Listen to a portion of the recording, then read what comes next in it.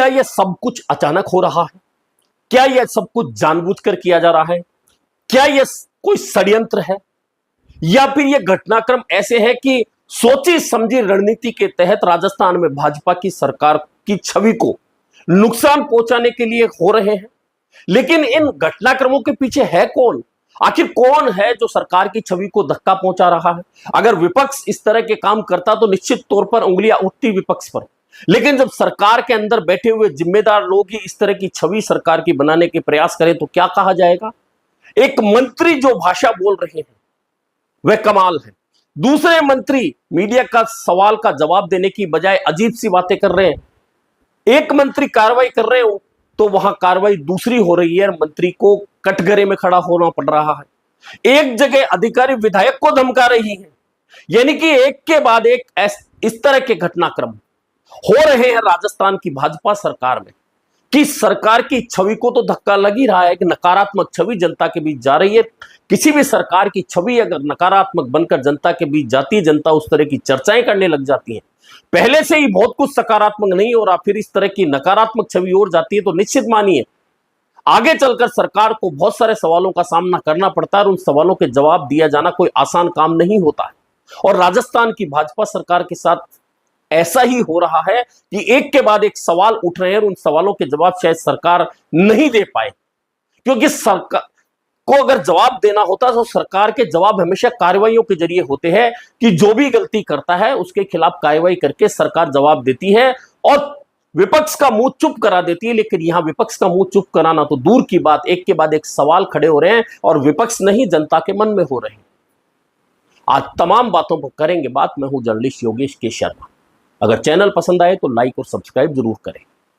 घटनाक्रम बहुत सारे होते हैं, लेकिन अब ये जो नया घटनाक्रम है, कोटा में प्रसूताओं की मौत का मामला, अभी ठंडा भी नहीं हुआ था कि बीकानेर में सेम घटना हो जाती है। गर्भवती महिलाओं के साथ में चिकित्सकीय लापरवाही सामने आती है, किडनियां खराब हो जाती हैं, आंखें खराब हो जाती हैं। इससे पहले कोटा में 6 प्रसूताओं की मौत हुई थी, पानी के इंजेक्शन लगा दिए गए थे। कितना कमाल है, सरकारी अस्पताल में पानी के इंजेक्शनों की सप्लाई हो गई, 6 प्रसूताओं को लगा दिए गए, वे मौत के मुंह में चली गई। उनके बच्चे जो थे जन्मे हुए, उनकी गोद चुनी हो गई, वे किस गोद में खेलेंगे? और जिन चिकित्सा मंत्री की जिम्मेदारी 4 दिन तक तो वे चुप्पी साधे रहते हैं, उसके बाद बड़े अजीब गरीब जवाब देते हैं। कमेटियां बना दी जाती है, कमेटियां किस तरह से कार्रवाई करती हैं, बाद में जांच होती है, गलतियां निकलती है, छोटे मोटे कार्रवाई हो जाती है, यह हमेशा होता है यार। लेकिन अब कोटा की गलती से सबक लेना तो दूर, बीकानेर में वही गलती दोहराई जाती है, चिकित्सकीय लापरवाही आती है और प्रसूताओं के साथ में स्वास्थ्य के साथ खिलवाड़ होता है। और फिर मंत्री जी जब वहां पहुंचते हैं तो मंत्री जी तो बड़े कमाल धमाल बात करते हैं। मंत्री जी से सब सवाल होता है तो जवाब तो सुनिए मंत्री जी का। क्या प्रसूताएं नाचती गाती आई थी, बताइए इनको। वाह वाह मंत्री जी वाह, क्या आपकी भाषा है। आप अंग्रेजी पढ़े हुए हैं, आप राज परिवार से आते बताते हैं, और राज परिवार में तो अदब की भाषा बोली जाती है। यह अदब की भाषा क्या आपकी यह है कि आप प्रसूताओं के स्वास्थ्य के साथ खिलवाड़ हो रहा है, आप जिम्मेदार है क्योंकि चिकित्सा मंत्री है, चिकित्सकीय लापरवाही हुई है, और उस लापरवाही की गलती मानने की बजाय आप झुंझला कर यह जवाब दे रहे हैं कि बताइए प्रसूताएं नाचती गाती आई थी। आपने कहीं विश्व में कहीं देखा है? कुछ वीडियो फोटो दिखा सकते हैं जब प्रसूताएं अस्पताल में गर्भ की पीड़ा लेकर आती तो क्या नाचती गाती आती है? कहीं आपने देखा है ऐसा दृश्य? और दृश्य देखा है तो पूरी दुनिया को दिखा के मुंह बंद कर दीजिए, विपक्ष का भी दुनिया का भी, कि हाँ देखिए प्रसूताएं नाचते गाते अस्पताल आती हैं।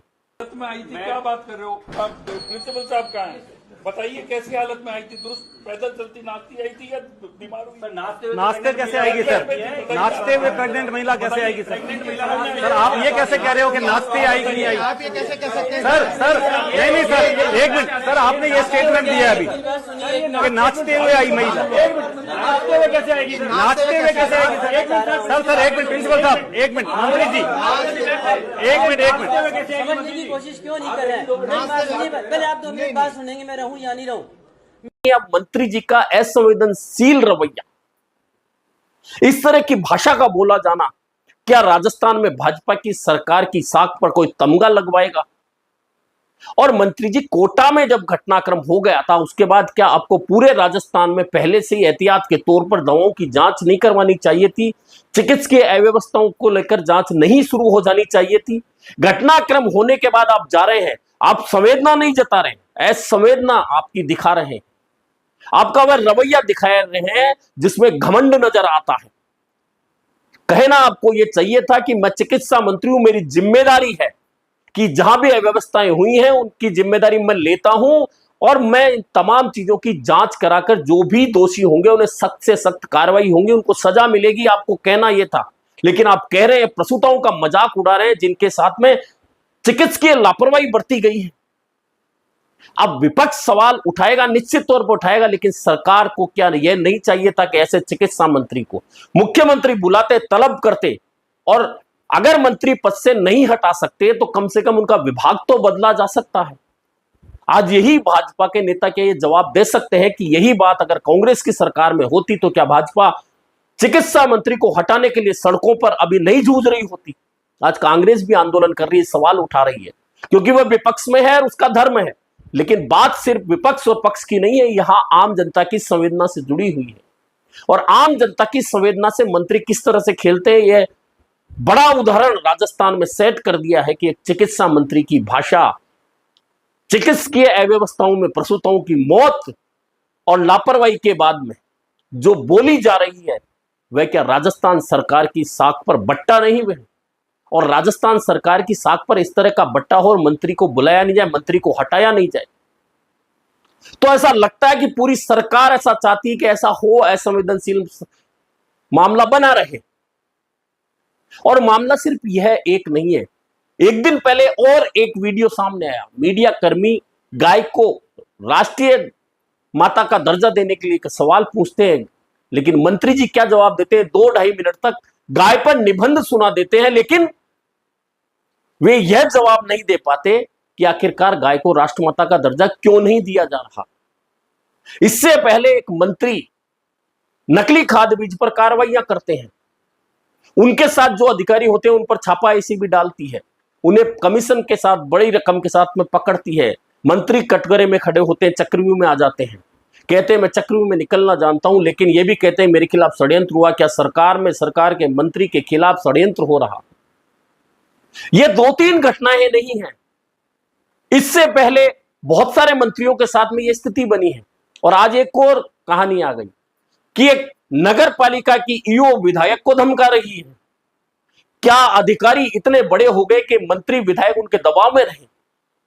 इससे पहले भी आरोप लगे हैं कि अधिकारियों का दबाव है सरकार पर, अधिकारी किसी का कहना नहीं मान रहे। बहुत सारे मंत्रियों के कार्यालय से ऐसी खबरें आती रही हैं, मीडिया के जरिए बाहर आती रही है। अब यह देखने को मिल रहा है कि एक विधायक को एक ईओ धमका रही है।